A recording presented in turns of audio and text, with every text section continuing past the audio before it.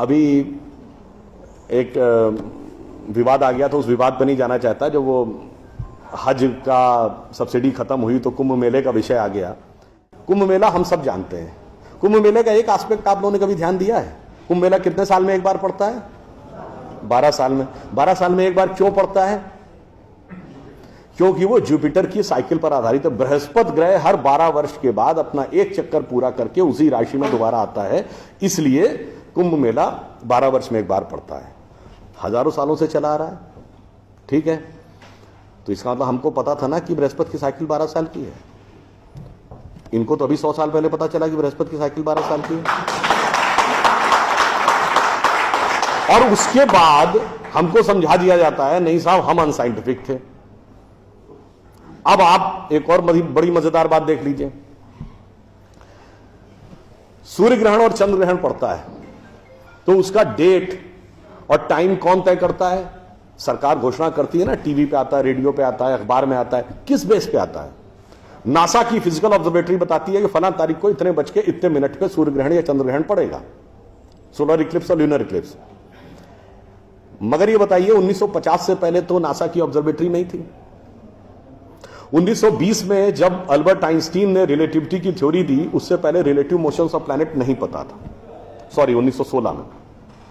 1920 में Edwin Hubble एक scientist हुए जिन्होंने एक्सपेंडिंग यूनिवर्स की थ्योरी दी, उससे पहले एक्सपेंशन ऑफ यूनिवर्स नहीं पता था।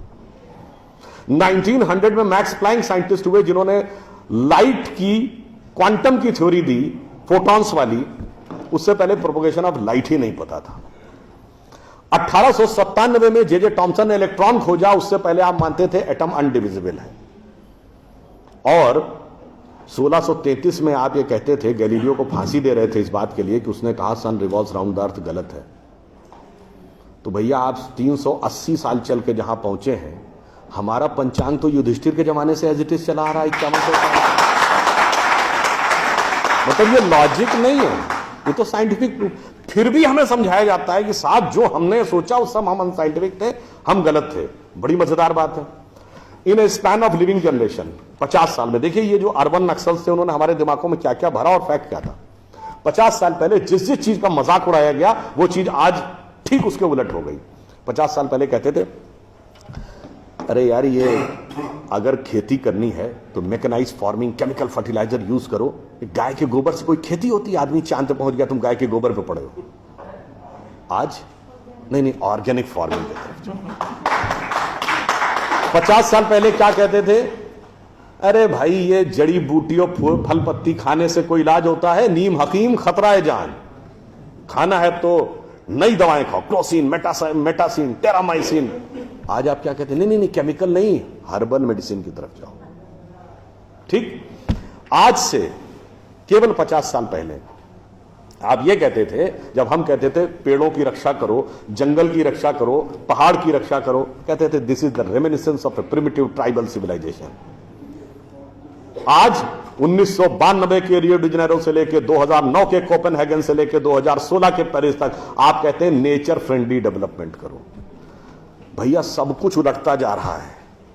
जो हमने कहा, जिसका आपने मजाक उड़ाया, वो सब कुछ सही होता जा रहा। अब मैं एक और बात कहूंगा जिसका कि बहुत मजाक उड़ाया गया, शायद हम लोग कभी ध्यान नहीं देते। भारत में यह कहा जाता था कि ज्ञान प्राप्त करना है तो ध्यान लगाओ। संत महात्मा जाके गुफा में ध्यान लगाते थे, पीर फकीर जाके कहते थे इल्हाम हो जाएगा। लोग कहते थे क्या बेवकूफ है, हाउ इज इट पॉसिबल? ऐसा कहीं हो सकता है क्या कि जाके ध्यान लगाया और ज्ञान प्राप्त हो गया? If you want to attain knowledge you must outreach, understand the things, meet the people, visit the place, like what Darwin has done. अब 50 साल बाद मैं आपसे पूछता हूं, आपको न्यूयॉर्क टाइम्स अखबार पढ़ना है तो 2 रास्ते हैं। एक, यहां से दिल्ली से न्यूयॉर्क की फ्लाइट पकड़िए, 16 से 22 घंटे लगेंगे डिपेंडिंग अपॉन योर फ्लाइट, और आज का अखबार कल पढ़िए। और दूसरा है कि मोबाइल पे डाउनलोड करिए खट से और पढ़ लीजिए। क्यों?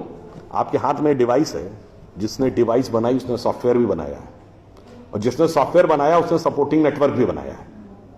उसी ढंग से हमारा शरीर एक डिवाइस है, तो इसके अंदर मन, बुद्धि, चित्त, अहंकार और कॉन्शियसनेस एक सॉफ्टवेयर है, और उसका कनेक्टिंग नेटवर्क भी है। बस नेटवर्क से कनेक्ट होना है और सब डाउनलोड है। और अंत में मैं एक उदाहरण दूंगा।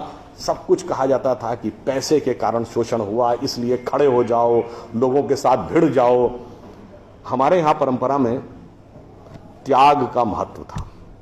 हम आपसे पूछें, दो राजा बताइए जो सबसे बड़े महान माने गए भारतीय संस्कृति में, राजा राम और राजा हरिश्चंद्र। दोनों इसलिए कि त्याग किया, इसलिए नहीं कि बड़ा बड़ा इलाका अलेक्जेंडर द ग्रेट की तरह कब्जा कर लिया। अब मैं एक आपको उदाहरण देता हूं, वो त्याग कैसे समाज में रचा बसा था। हमारे पूज्य संतों में से एक हुए संत रविदास, काशी के रहने वाले थे। उनके पास भगवान राम की एक मूर्ति थी। काशी नरेश उनके पास गए, कहा जाता था इतनी सिद्ध मूर्ति है, आप कृपया इसे मुझे दे दीजिए। ऐसी मूर्ति राजा के पास होनी चाहिए राजभवन में, ना कि इसमें मैं इस मूर्ति के वेट का 10 गुना सोना आपको दे दूंगा। उन्होंने मना कर दिया। उन्होंने कहा जी इसके वेट का 100 गुना सोना दे दूंगा। उन्होंने मना कर दिया। तो राजा को थोड़ा क्रोध आ गया। उसने कहा ऐसा है रैदास जी, आज जिस झोपड़ी में रह रहे हैं इसमें जितना सोना आ सकता हो नीचे से ऊपर तक उतना भर लीजिए, उतना मैं आपको देने को तैयार हूं। तो एक बार उनकी पत्नी का मन आया कि भाई ऐसा बढ़िया ऑफर नहीं मिलेगा, अब हमें इस पर विचार कर लेना चाहिए। रैदास ने क्या जवाब दिया? एक मोरो राम नाम धन, एक मोरी आशा, ऊ धन आई है ई चले गई हैं, ना चाहे भगत रैदासा। मना कर दिया। रैदास जी क्या थे? वो जूते बनाते थे, आज की परिभाषा के अनुसार दलित थे। अब आप आइए, संत कबीर जुलाहा थे, आज की परिभाषा के अनुसार ओबीसी। जब उनके बेटे ने भगवान के भजन के बजाय पैसा कमाना शुरू किया तो कबीर ने क्या कहा? उनके बेटे का नाम था कमाल। उन्होंने कहा बूढ़ा वंश कबीर का उपजा पूत कमाल, और हरि का भजना छोड़ के घर ले आया माल। यानी उन्होंने उसको डिस्कार्ड किया। आप त्याग में रह के दिखाएंगे। अब आप आइए, मीराबाई राज परिवार की थी आज के हिसाब से, फॉरवर्ड। और उन्होंने क्या कहा? पायो जी मैंने राम रतन धन पायो, और जन्म जन्म की पूंजी पाई बाकी सबे लुटायो। उन्होंने भी पैसे की तरफ नहीं रहा। और अंत में ये सब एक ही कंटेम्परेरी है, तुलसीदास जिन्होंने रामचरितमानस लिखी, वो ब्राह्मण थे, फॉरवर्ड आज के जमाने के हिसाब से। कहा जाता अकबर उनके पास गए। अकबर ने कहा कि आप हमारे दरबार में आकर स्थान ग्रहण करिए, हम आपको 60,000 की मनसबदारी देंगे। उस जमाने में मनसबदारी एक रैंक होती थी। तो जैसे 40,000 की मनसबदारी वॉज मैक्सिमम, 60,000 का मतलब हुआ कि राजा के बाद सबसे बड़ा स्टेटस आपका होगा। तो तुलसी ने क्या जवाब दिया? हम तो सेवक राम के हियो धरो दरबार, हमारे तो हृदय में भगवान राम का दरबार धरा हुआ है। तुलसी का अब होएंगे नर के मनसबदार। ये मैंने क्यों बताया? जो बातें ये अर्बन नक्सलिस्ट समझाते हैं कि शोषण किया गया, कैपिटलिज्म किया गया, अगर मार्क्स ने कहा धर्म एक अफीम है जो गरीबों को पिला दी जाती है ताकि अमीर उस पर हुकूमत करता रहे, पर यहां ऐसा नहीं था। मैंने दिखाया समाज का निचला वर्ग हो, मध्यम वर्ग हो, उच्च वर्ग हो, राज करने वाला वर्ग हो, सबने कहा जो त्याग करेगा वो महान होगा। इसीलिए हमारे यहां महात्मा गांधी महान हुए, ना कि प्रधानमंत्री रहने वाले नेहरू महान। तो इसलिए मैं अंत में ये कहूंगा आप सभी लोगों से कि ये जो मायावी रावण साधु का वेश बना के आता है, सूक्ष्म दृष्टि से इसको समझिए और आश्वस्त रहिए कि वो चाहे कितना भी मायावी हो, अंत में विजय हमारी ही होगी, क्योंकि हम आज दुनिया के यंगेस्ट नेशन है। जैसा अभी नलपत जी ने कहा ना कि भाई people like us we are in minority. हम देश दुनिया के सबसे युवा देश हैं, यह सत्य है, मगर यह अर्ध सत्य है। हम सबसे युवा देश और सबसे प्राचीन सभ्यता है। We are the youngest nation and the oldest civilisation. तो एक गौरवशाली हमारा भूतकाल है और एक शानदार भविष्य है जो हमारी प्रतीक्षा कर रहा है। बस बीच के इस माया के प्रपंचों को से हम बचे रहें तो कहीं कोई संदेह नहीं। एक पंक्ति कहकर समाप्त करूंगा कि गौरवशाली था भूत, भविष्य भी महान है, अगर संभालें आप उसे जो वर्तमान है। धन्यवाद।